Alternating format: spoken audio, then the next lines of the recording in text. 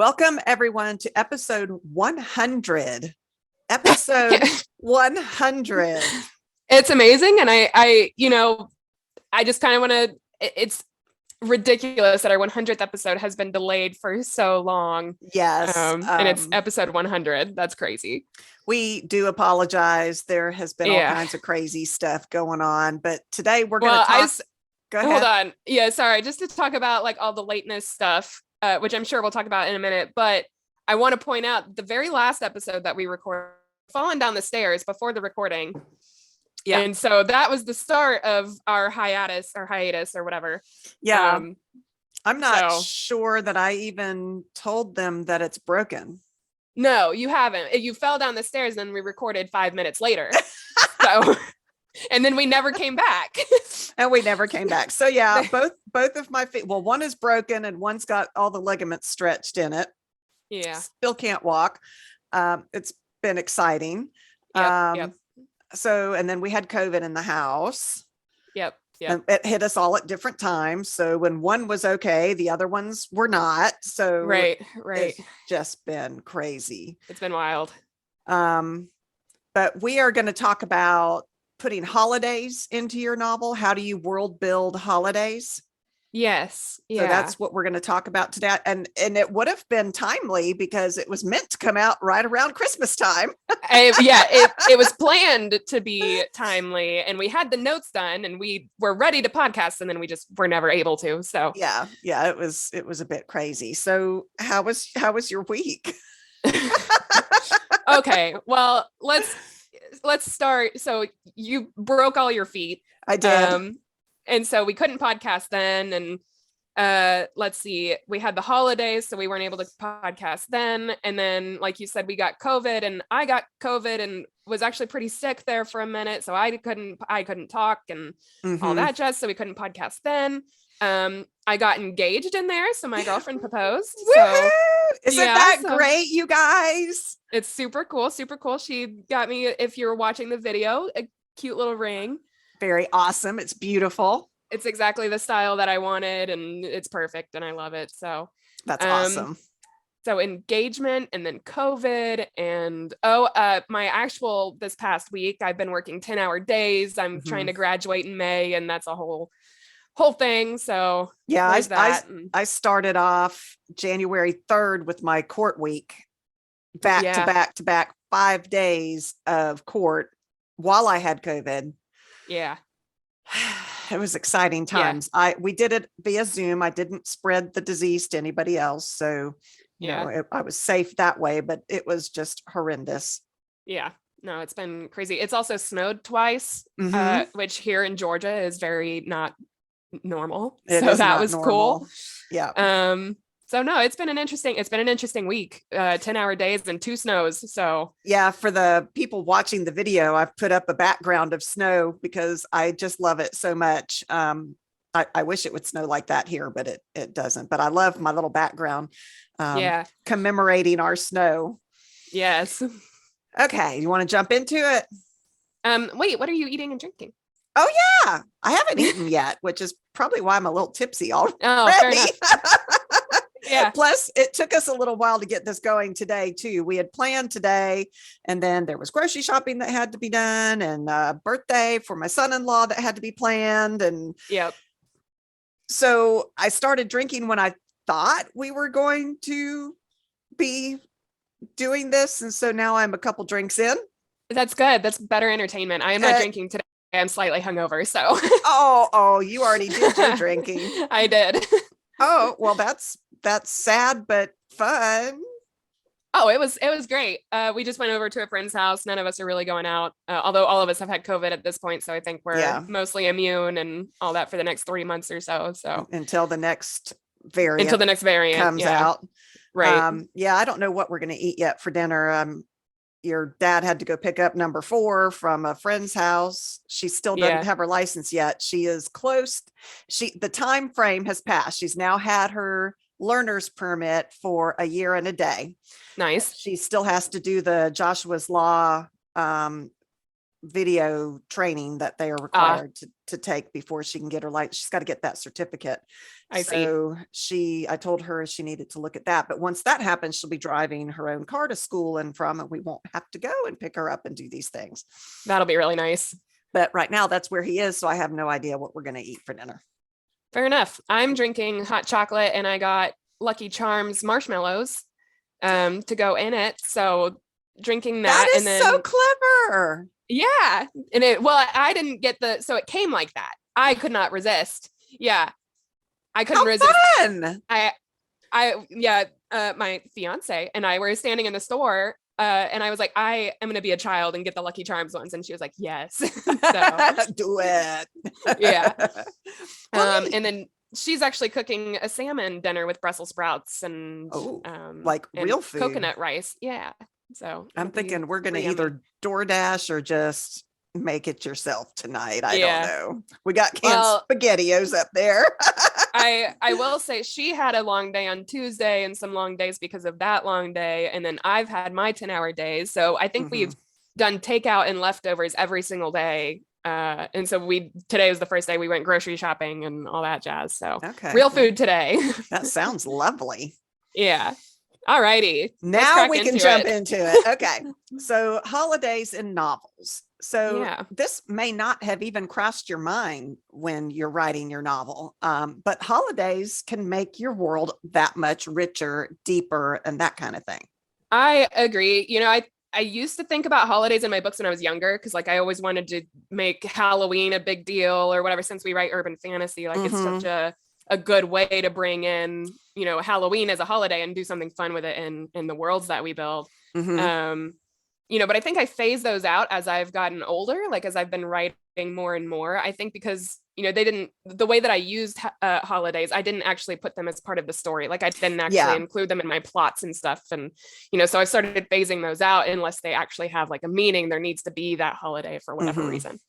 Yeah, I agree. But it can, especially in straight fantasy, as opposed to urban fantasy, it can make the world building so much deeper and mean more to your I was going to say viewer, but that's not right. Reader. So yeah, if you've got, if you're going to develop a whole brand new world, then holidays have to be something that at least you as the writer know. Definitely. You may not have to write about it if it's not pertaining to your plot line and moving your story forward. But I guarantee that at some point you probably will have a holiday that comes up during the course of your story, and how your characters deal with that holiday makes, you can use it for character development. Some people might, we've got people here that say bah humbug and hate Christmas. Right. And, you've got all of, you can use holidays to do character development and that kind of thing. Absolutely. Yeah, I agree. Now, you and I write urban fantasy. So that's correct. Basically our world. Yeah. But even in urban fantasy that's set in our world, you still need to consider holidays. Yeah. So why, you say, why do I have to consider holidays? Yes. Why? Tell me, please. They're an excuse for a day off. A celebration. I'm thinking Die Hard was always, the first ones were set at Christmas. Right. So the setting pertained to Christmas. To me, the Die Hard movies are Christmas. It's a Christmas movie. Yeah. I think one of the last ones that they did, it was the 4th of July. Yeah, I think the 4th one. Yeah. Yeah. So, which it was actually one of my favorites of that one. Yeah, I like some that in there one. I didn't like at all, but I love that actor that played with him in there.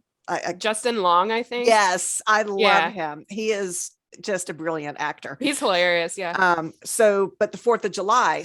And that affects things like where people are, where crowds are, where police are going to be during, all of these things mean something to your novel. Right. So, it gives you a reason to celebrate, a feast.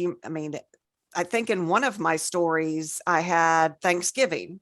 It was frickin' fairies. So Thanksgiving came into it, and I used it not because the reason for it was to show who was missing. I see. I brought it in because I wanted, that's normally a time where your loved ones are there. Right. And I brought it in to show who wasn't there. Oh, I'm pretty sure that's Courtney. That was Courtney. She said, what time was she born? I will get back to her later.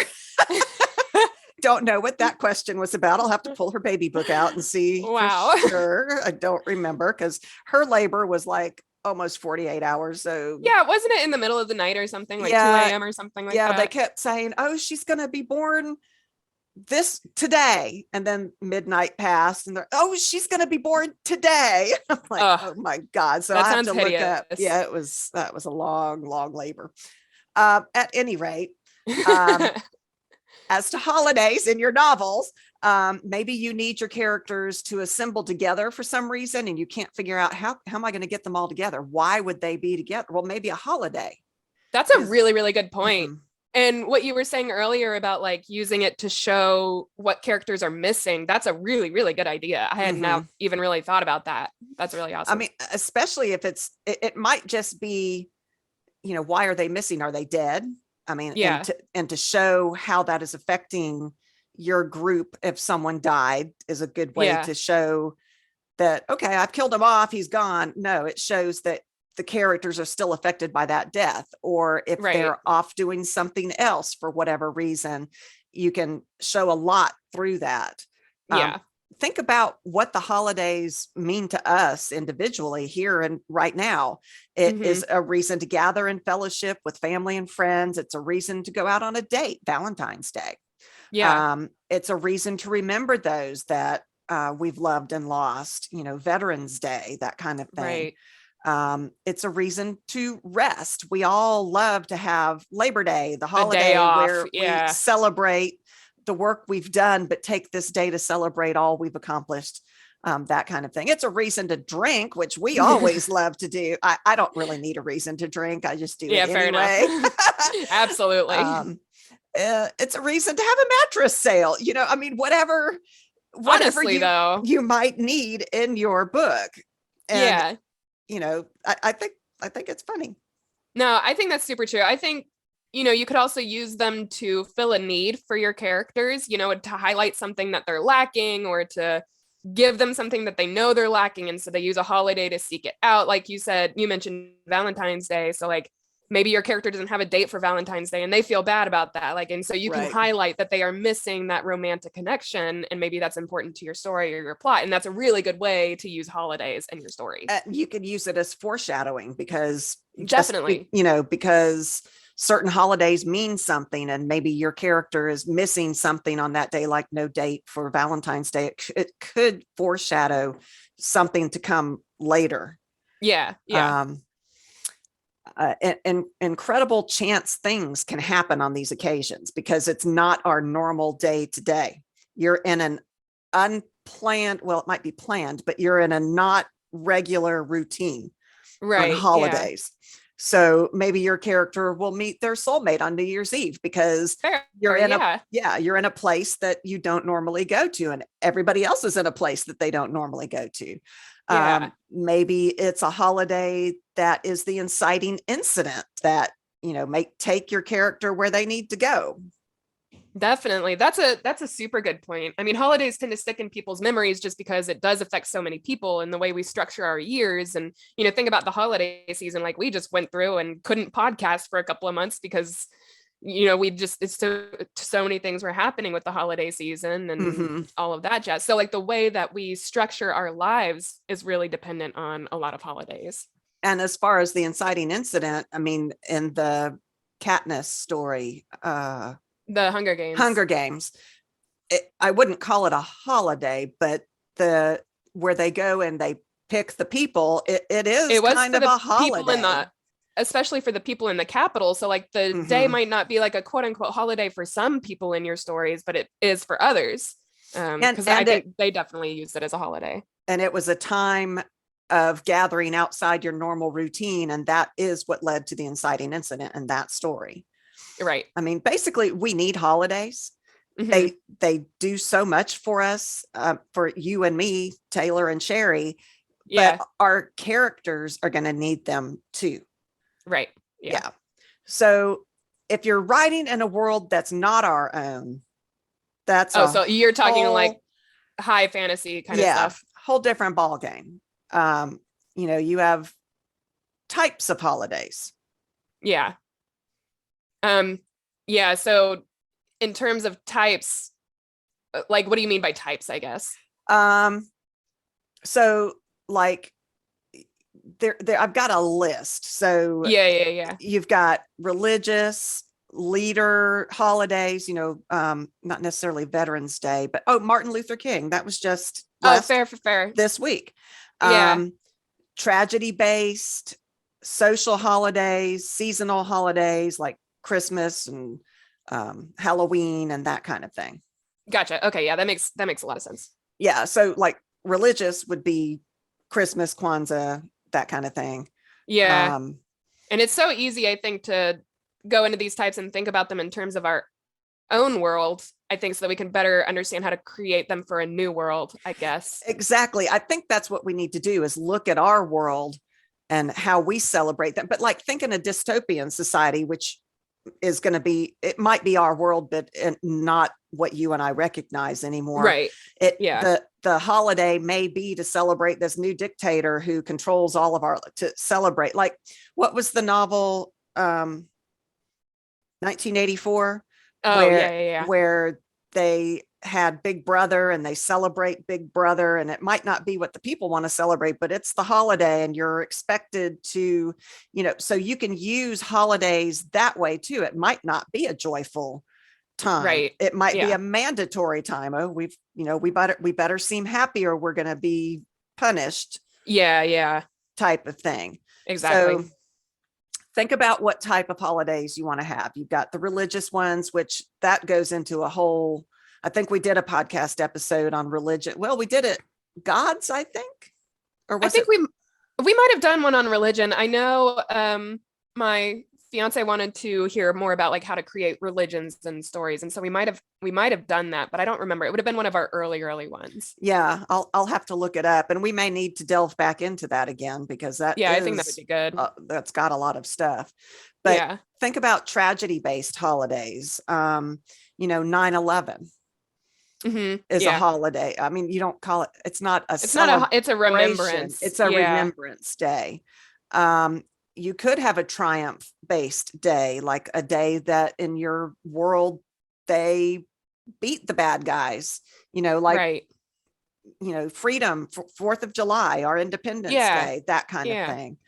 In fact, in Independence Day, the movie, they used that holiday. It was instrumental in the plot line of that movie. It meant a whole lot of things in that movie.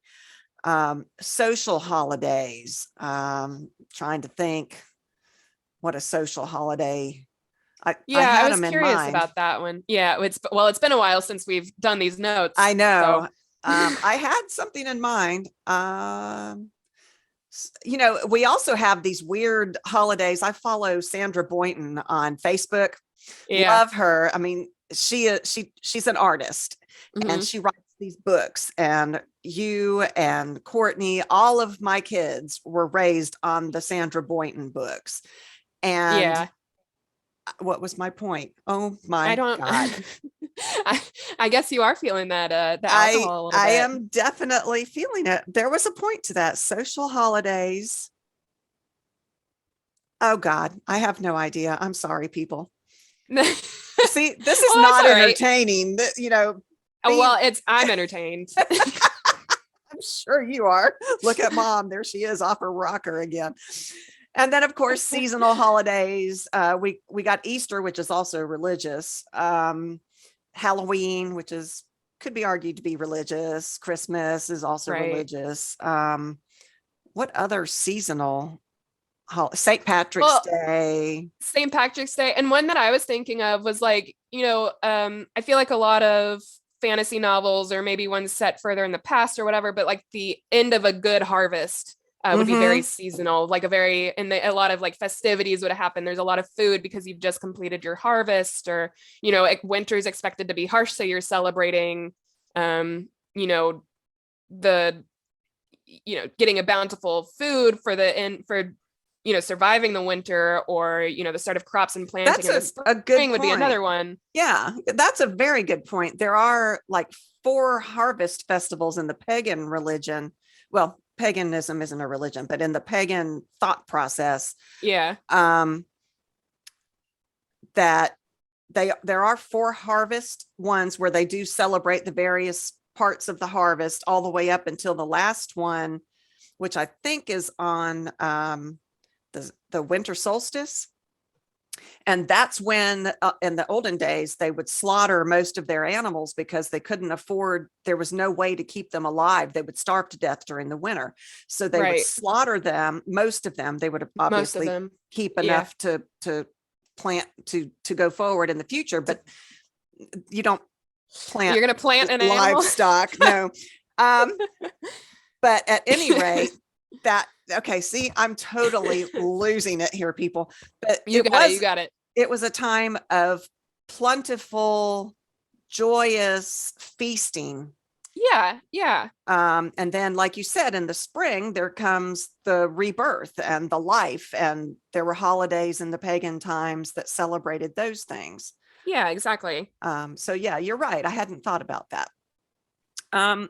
You can look to our holidays and traditions to create your worlds, which is what we had talked about. Like, do you want there to have been a tragedy or triumph in the past that was so important to your society that they would celebrate it? I mean, you got to think about it during your world building. You know, what was that event? Think about what would have been happening at that time in your culture. Traditions are those things that might not make sense in modern times, but made sense when they came about. Right. I mean, think about like blowing the candles out on a birthday cake. Like, that's weird. That is a weird thing we do now with during COVID times. Like, we actually like, don't do that. Blew on food. What the heck? And fed it to other people. Yeah. And then lighting up a tree for Christmas. Like, that's also, if you take a step back, like, it's obviously normal because we do it every year. But like, if you take a step back and like think about it, it's like, it's kind of weird that we just light up a tree. Or the menorah, the candles, to an outsider who's not Jewish. They have no idea what that means. Why are you lighting these candles? What does that mean? And Kwanzaa also has candles in their religion.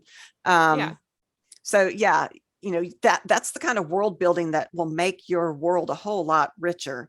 And how to get that across is a different story. You've got the backstory, you've got memories, but it is interesting to see these traditions. And I think it might be fun as a writer to make up these bizarre holidays.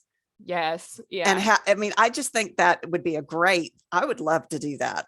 Definitely. I feel like there are probably like workbooks too that like help you to think about how your history has come about in your world and like the cultures and how they came to be and like how you can come up with these holidays. I got a workbook for Christmas that's all about fantasy world building, and I bet it has something in there for that, because I haven't gotten to go through the whole thing yet, but it has some really good stuff in it for like creating your history and culture. I may have to borrow that book. I gave it to you, but I may have to borrow it. Well, that's fine. I should have bought myself one at the same time. Yeah. So think about nationalism. I mean, how does that play a part in your world? Is it, like we have the 4th of July and we celebrate our freedom, and that's something that's very important to us.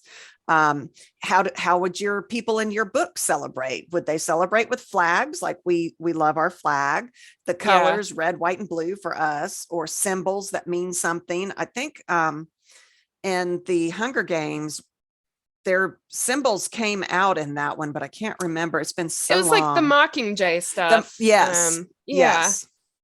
So think about that and how important that became in that particular series. The Mockingjay led to, that moved that plot forward in so many different ways. It was character development. It meant something. It just made that whole world richer. We have Veterans Day that, and Memorial Day. Think about the people that have fallen that we honor. Does that work in your particular world? How do you celebrate these things? Like with the 4th of July, we celebrate with fireworks. How would your people celebrate how is it that they would celebrate this event in your story? What is a logical way that they would celebrate? Dig deep into your world and think about the things that your people would want to do to celebrate those things. So getting more involved into that. So religious holidays, we've got Christmas and Hanukkah and Yule and Kwanzaa, and all of these things happen right around the winter solstice period. Definitely. So what is the religion in your world? You've got to plan it. In the past, the Norse believed that old man winter rode among the people during Yule. And that's kind of where the idea of Santa Claus came from. He was a old dude with a white long beard. So if your world has a god, does he actually appear in physical form to the people once a year? I mean, I think that's a really cool thought idea. Yeah, I do like that idea. And I also want to point out, like, think about how our world functions. Like, there are so many different beliefs, there are so many different religions. You're not going to have probably not saying that you can't, but probably going to have more than one, depending on how many cultures and how many continents and how many countries you have. And you may even have in your world the government trying to enforce one religion. That's true.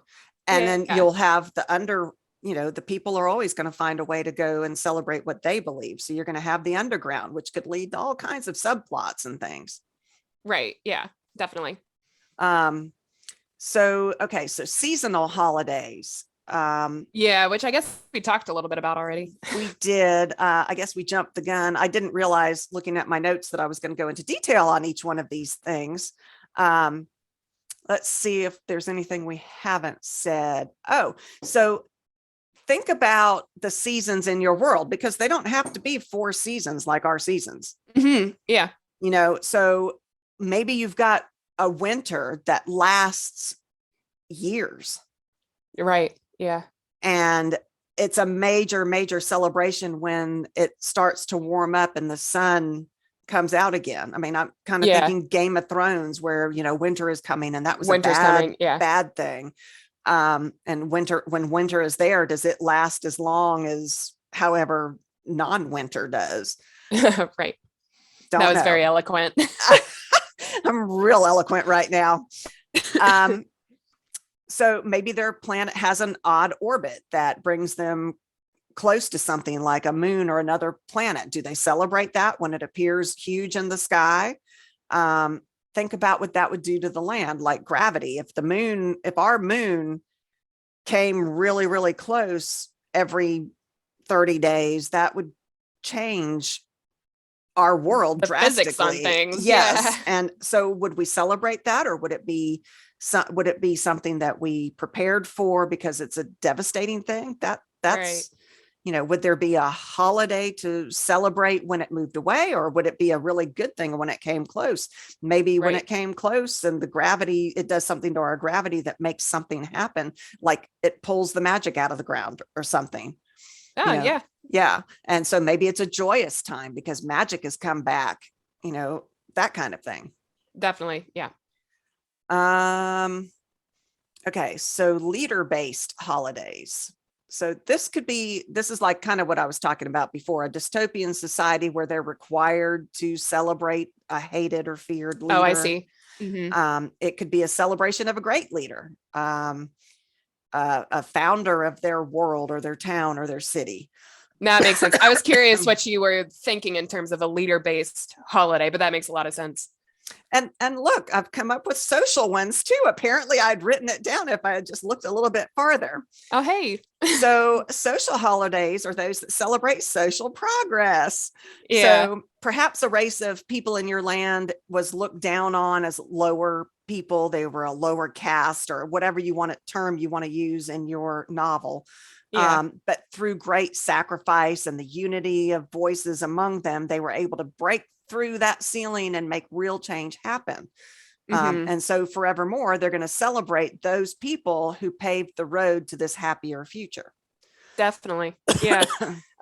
Along the lines of like social, like, do you think birthday celebrations would fall under that, or would that be more of like a seasonal thing? Because like smaller things for like individual celebration, like not really mass celebrated, but I small. hadn't thought of that. That's a very good point. Yeah, I was just curious, like, what your thoughts were on that.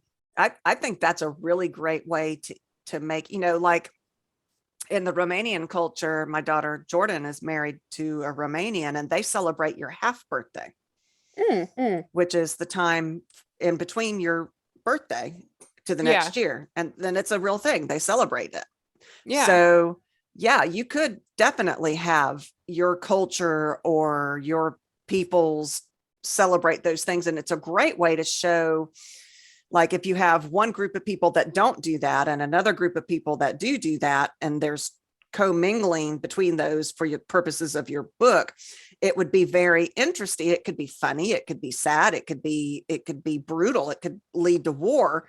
Right. Or even just a point of learning for your character. Say you've got a really naive character that's never traveled, and then they come to this place and they see these different traditions and these different celebrations. It could be really cool to expand your novel's world. That's true. And your character arc. Yeah, I mean, absolutely. that learning and accepting of things that they had never even thought about before. Yeah. Would be great. Your dad wants to write a book with me, and he likes high fantasy. And so it is a high fantasy, and he likes war. So we're going to have characters in two different continents that are at war with each other, that get thrown together and have to work together. And so there is going to be a lot of that, prejudices that you have, where when you see the celebration on that side and understand why it leads to individual growth, as well as understanding to perhaps, we don't know, we haven't done the whole plot line yet, but right. Yeah, definitely. But okay, so that's for if you're doing in another world. Like high fantasy. Yeah, like you're creating a new world. Yeah. Which, have you ever written high fantasy? No, I've read a lot of it, but I have not written any. I wasn't sure. I would like to. Yeah. Yeah. Okay. I'm trying to write the D&D campaign. I know I've mentioned that a little bit. So I'll do that when I have time after graduation. But yeah. Yeah. Very cool. So if you're writing in our world, like for urban fantasy, or even just for a mystery or any other type of writing that's set in our world, most of what we said before can be rigged for that as well. But in urban fantasy, maybe you have the magical creatures that are hidden. What is that called? The masquerade? Yes. Masquerade. I always get that word wrong. I'm pretty sure that's right. The masquerade. Or it could be that they're out in the open. And so how would those creatures celebrate? Yeah, I mean, definitely. Yeah, sorry to interrupt you. That's okay. But like, think about magic being discovered. That could be something that would be celebrated. In our world, it would either be something very terrifying, which it probably would be. I think there'd be a lot of different reactions to it. I think so too.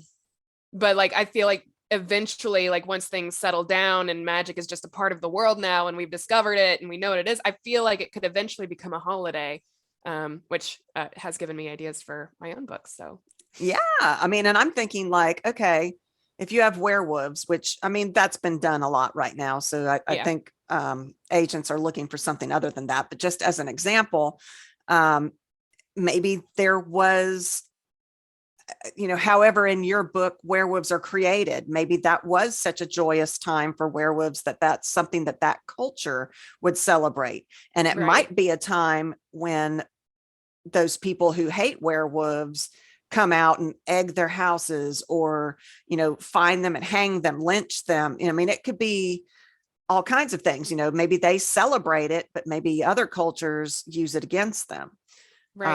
So yeah, you got to think of that. And so how is this celebration, how is this holiday celebrated? What are the rituals of your holiday? And that's right. So yeah. Sorry, I mentioned, the Christmas trees earlier. You buy chocolates and flowers on Valentine's Day. You light a cake on fire for birthdays, like that kind of stuff.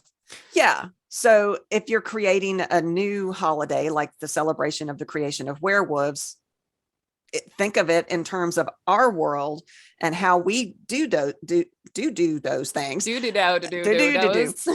Buying chocolates or whatever. How would people in our world celebrate this new holiday that you're making up? Right. Yeah. How long is this holiday? Is it a day? Is it a week? Like, I think Yule is from the solstice to like January 1st or something. So yeah, I don't know. Yeah. You've got the Epiphany and Christianity that is from, the 12 days of Christmas. It's from Christmas Day to like June 6th, I think. Don't quote me. I don't know these things. June 6th. Yeah, January 6th. Did I say January? You said June. Oh my Lord.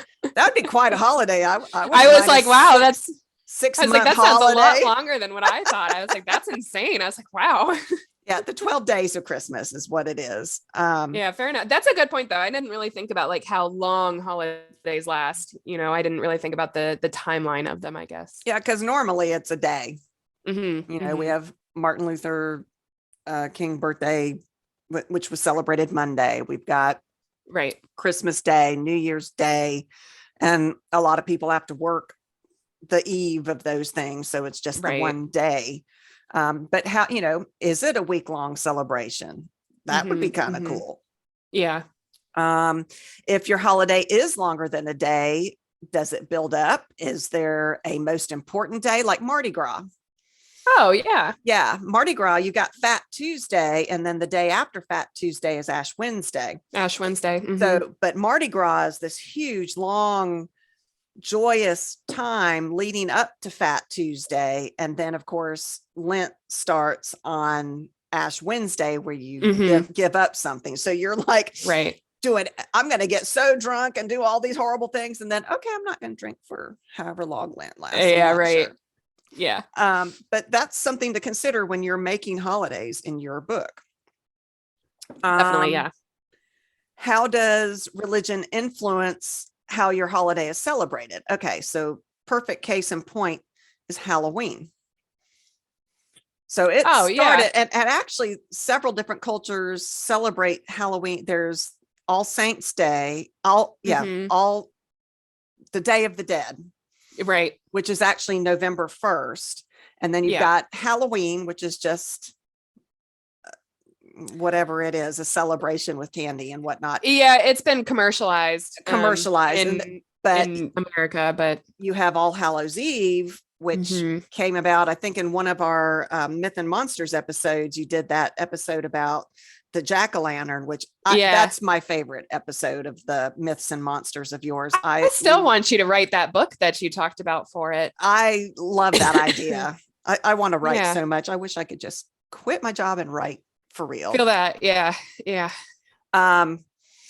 So, religion changed the way pagans celebrated Halloween and what it was about.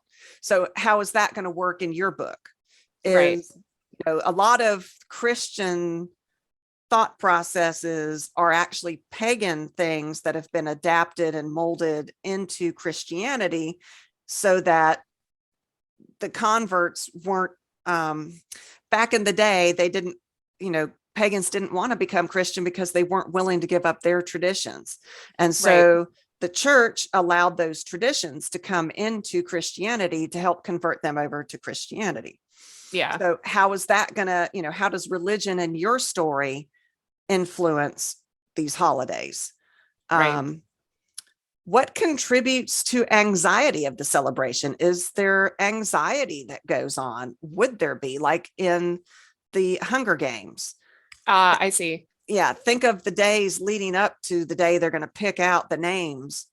Right. And how horrible that would be. It would just be a lot of tension. Yeah. And so think of that, that's just one example, but you can use anxiety, and a lot of people are anxious at Christmas because they don't have anyone. And Thanksgiving and like all of the typical holiday season things. Yeah. So, how how do all your people react to these holidays? I know I'm being so eloquent right now. You're just struggling a little. I really am. To me, holidays are all about the food. I was just thinking about that one. Like, food is so huge for people in our world, like, and it's a big part of celebrations. And I know it is for us, like, as our family, for sure. It is. We celebrate with food. We celebrate everything with food. Yeah. You know, is that how you want it to be in your book? Or are they going to be like Katniss and not have food? How would they celebrate Thanksgiving when she's trying to struggle to kill whatever she can find to bring to the table to feed her sister and her mother? Right. So yeah, food to me, and I love to write about food. I love to write my what story? Which one was it? Might have been Kada, where she goes to that other world. I have this scene in a tavern and my mouth is watering. And this is food that we don't even have in our world that, you know, I made sure that I described the smells and the scents and the taste. And it is something that's important to a lot of holidays. So you can get through a lot of, there are so many books that people read and they're like, I want to go there. Yeah. Like Harry Potter. I would love to go to Hogwarts. And I mean, think of the butterbeer and their stuff and their Christmas thing where he clapped his hands and the feast appeared. I mean, how awesome is that? Yeah. Okay, so what traditions take place with these holidays? Where do the traditions take place? Is this something you celebrate with family in your home, or do you go out like to a church, or is there a gathering somewhere that people actually travel for weeks to go to celebrate this holiday? Right. Yeah.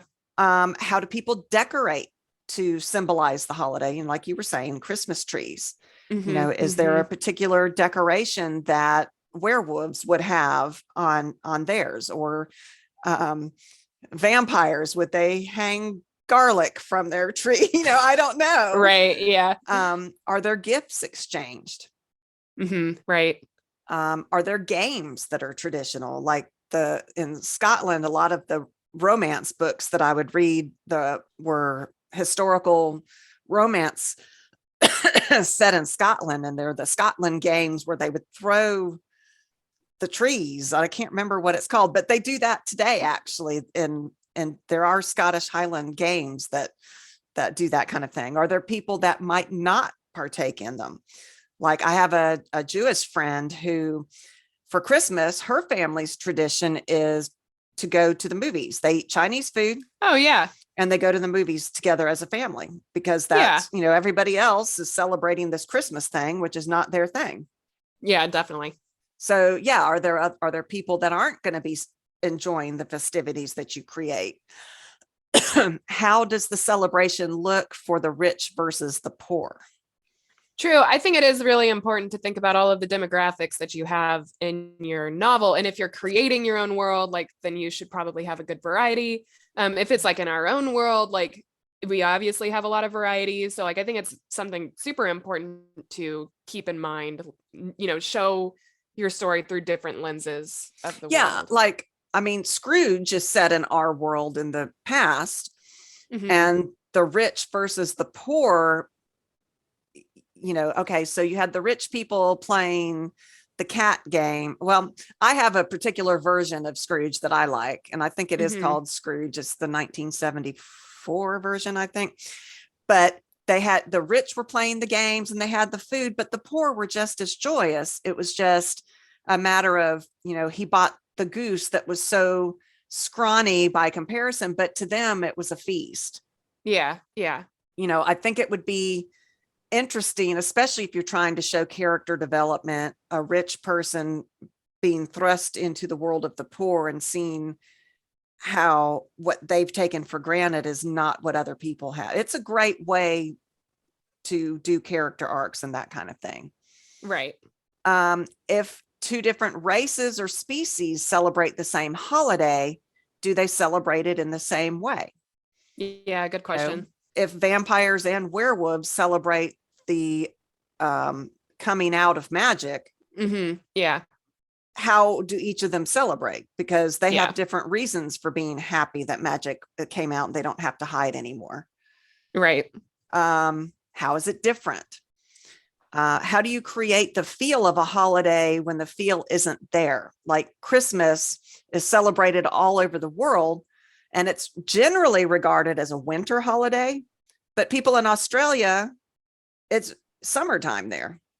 I actually follow someone who lives in Australia on Instagram, and she and her family always celebrate Christmas with barbecue. Like they grill out.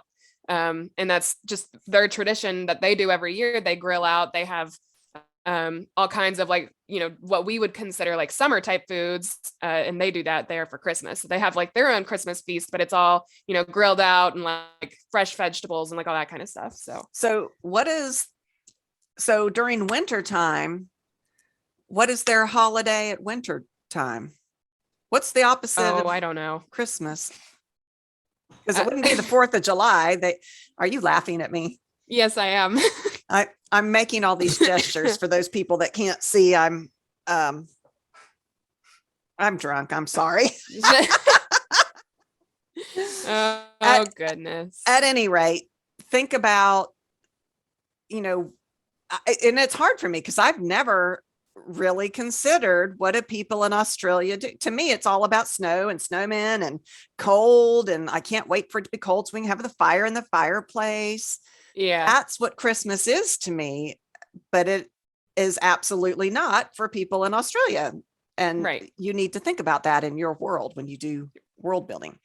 Definitely. Okay, so dystopian societies, which I guess that fits under urban fantasy. I think it does. Yeah. Depending on, what makes it dystopian, of course, like if there's magic involved, then yeah, absolutely. If a city's involved, then definitely. So. Yeah. Will your society remember the old holidays? Okay, so think if we are what we are now, and we go through this apocalypse, COVID has killed off everybody and turned them into zombies or whatever. Right. But would we still, in our future, where we're trying to survive and we're trying to create this new society, would we still celebrate Christmas? Would we still celebrate the holidays?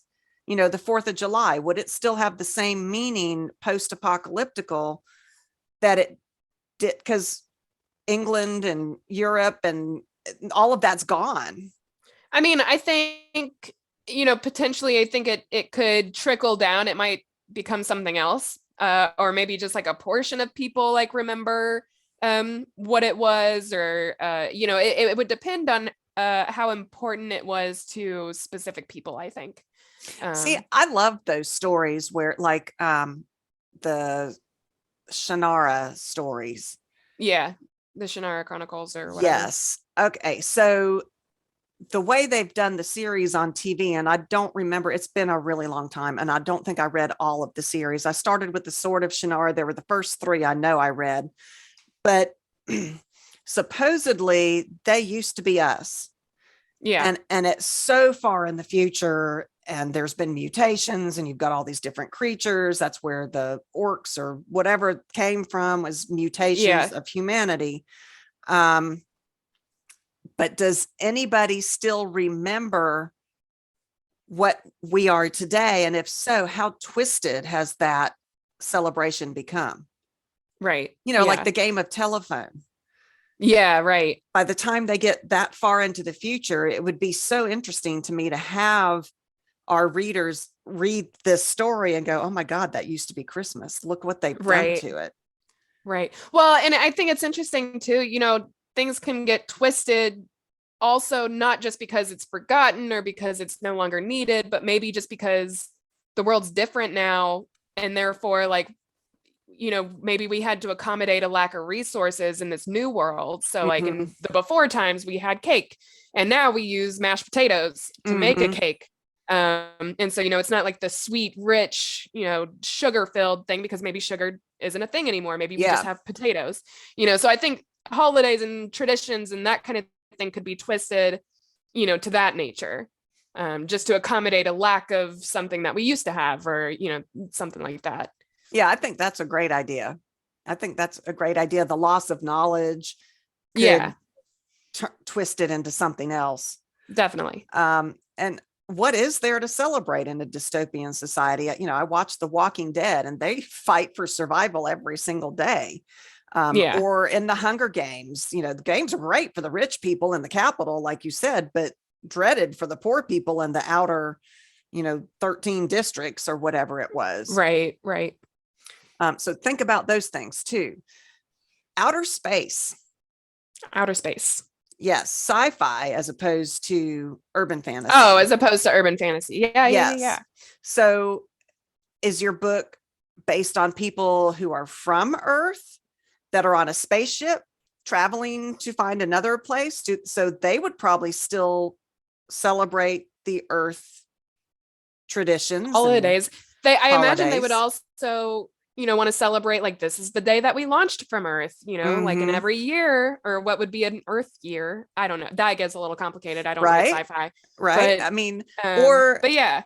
What if they, it could be a whole society on this ship that is going to start a new colony somewhere. And it could be that they face during their journey, they face something that they've overcome, and that becomes a new holiday. Right. We survived the black hole. We were able to, and it could be the black hole holiday or whatever. Right. Yeah. Is it a spaceship where it might be hard to celebrate? Yeah. If they don't have, like you said, cake, if Yeah. they only have the freeze dried, whatever it is to get them, how do you celebrate?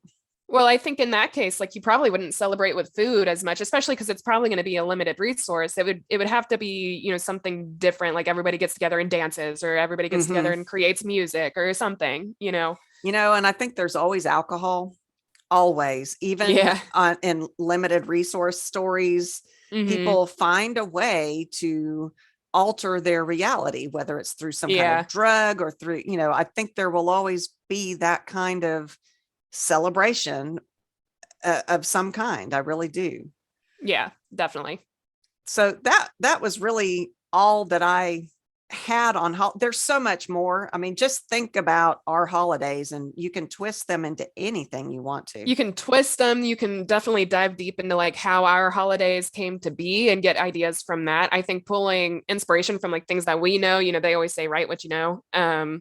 Pulling inspiration from our world is a really good way to just use it for your story's world. I think that's always an option. Look at how other books have used holidays and how they're important, and how, because it's going to reveal a lot about your characters, I think, using holidays, because they're going to, how do they feel about their family? Do they have family, like we mentioned, like that kind of stuff. It's a really good way to flesh out your character. As we always say, study other books, Yeah, definitely. Yeah. How do they do holidays? And like you said, we've always said, don't put something in the book for no reason. Right. Which is why you don't have holidays in yours sometimes, because it has no purpose to your plot. So don't just go, oh, I've got to make my world richer, I need to put on a holiday. If it doesn't, it should come. You can use holidays. I think that is how you should bring it in. You don't just have to have it as a passing thought. You can. Yeah. I mean, you can make anything work, but just think before you do it. Right. Yeah, I agree. That's all I had also. I think it was a really good topic. I had never really thought about, creating holidays or putting, like, new holidays or using holidays in my novels for a long time. It's been a while since I've thought about it. So super good topic. And, we did our notes like a billion years ago, and so it was nice to revisit them. So yeah, sorry, I stumbled over stuff because I had really forgotten what I'd found. I was reading this going, oh yeah, that's good. Yeah. Right. No, there were things that I had mentioned in my notes too, where I was like, yeah, absolutely. Aren't we smart? Oh yeah, definitely. I do have an interview question for you, although we kind of covered it already, and that was, do you use holidays in your novel, and do you enjoy it? Oh, well, yeah, I used that one with the Thanksgiving to show someone who was missing. Right. And Kada, because she went to a whole brand new world, she goes to a ball, but I can't remember if it was a holiday or not, but the purpose of the ball was to show, she goes through a whole bunch of different cultures in that book on her quest to do what she's trying to do. Right. And it was to show that particular society and how it is going to contrast to the next society she goes to. It was a good time to bring in food because I also wanted to show that this world was completely different from Earth. Yeah, fair enough. I'm trying to think. Okay, so in Frickin' Fairies, I used Thanksgiving. It was set at Halloween, so I mentioned Halloween, but it wasn't. It was kind of as a back. Like her sister owns a bar in the bookstore, and so I mentioned how she always comes up with the Halloween special drinks and that kind of thing. Stuff. Oh yeah. So it's mentioned, but because it's set in our world, our readers already know, oh, it's Halloween, and so it just kind of added a little bit more depth to the time frame. It brought my readers into what time frame I was setting my story in. What about you? Yeah, I was trying to think. I don't think I use holidays at all in any of my books. I'm trying to think, and I don't think I mentioned them anywhere. I use for time frame, I typically use weather, oh, it's cold, it's starting to get late in the year, or winter is coming, blah, blah, blah, blah. But I found that I do not actually use holidays very often, but I love your idea of using it as a time frame thing. That's interesting because in Louis and Delaney, I feel like holiday would be a good way to get some ideas across in that. Are you done with your last? Are you still rewriting that one? No, it's done. I've written a query letter for it, but I need to write a synopsis, and I have not tackled that yet. That's a topic to do, isn't it? Writing a synopsis? Yeah. I know we've done query letters. Have we've done query letters? I don't know that we have. We'll have to go back and look. Because this would be timely for you. That's true. That is, well, maybe after graduation. So give it a while. Yeah, I finally decided, I started for NaNoWriMo. I started my new book. Yeah. And I thought, this is really dumb. I mean, it's not dumb because I love writing, but I thought Frickin' Fairies is so close to being ready. That's really need to dive into it and edit it. And it's been a long time since I've worked on it. So I should have a clean slate. I was going to say that's a good thing. Yeah. Yeah. So I think that's going to be my goal. It's close. It's very close. Good. So well, maybe some of this stuff will help you write that Thanksgiving scene, or I think so. Now I've got to go look at that. I definitely will have to go look because my intention was to use it that way, but now I need to go back and think about everything we talked about and make sure I used it properly. Yeah. And got the point across that I was trying to get across. Yeah. Well, neat. Yeah. I do have a sentence challenge for those of you who are interested. So basically I'm going to give you a sentence and use it anywhere in a piece of work of your choice. I typically do one page to really challenge myself to get across a thought or a scene within one page using one sentence as a prompt. So this week's sentence is, it was the party of the year. Oh, that's a good one. Yeah. I like it. So have fun with that. We have to do an outro and I don't remember what it is. Well, first of all, thank you guys for listening. We're sorry that we have been absent. It's been really hectic with the holidays and the broken feet and the COVID and all of that. So it's been really crazy. So thank you guys for listening. Thank you guys for being here. We really appreciate it. We've gotten some new patrons. We have. And we really appreciate you guys. We are thrilled to be able to do what we do with you guys. Please follow us on social media. So we have Facebook and Instagram and Pinterest and all of that jazz. And you can find all of those at our website, eatdrinkwritepodcast.com. Yes. I think. And the best way to get in touch with us is through our email, which is eat.drink.write.podcast@gmail.com. So we would love it to hear from you guys. We want to know what topics you want to hear about, your thoughts on our podcast and all that jazz. We would love to hear from you guys. And I didn't talk to you, but our newest patron is asking if we want to do some perhaps interviews. He supports us, but he also is a big urban fantasy fan. So fun. we need to talk to you and to him and see if we can maybe have him as a guest on our podcast. I would love to do that.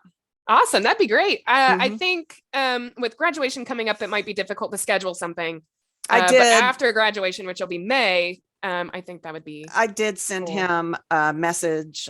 Sometime this week. I don't know. It might've been today. I'm losing total track of time. That anything would probably be after your graduation. Yeah. It's going to get a little hectic for me. So we're probably going to pre-record a lot of our episodes so that you guys get the content that you want. And, we still get to continue the podcast while I'm drowning in school. So, but yeah, no, definitely after graduation, I think that'd be awesome. Okay, cool. Thank you guys so much. All right. See you next time. See you next time.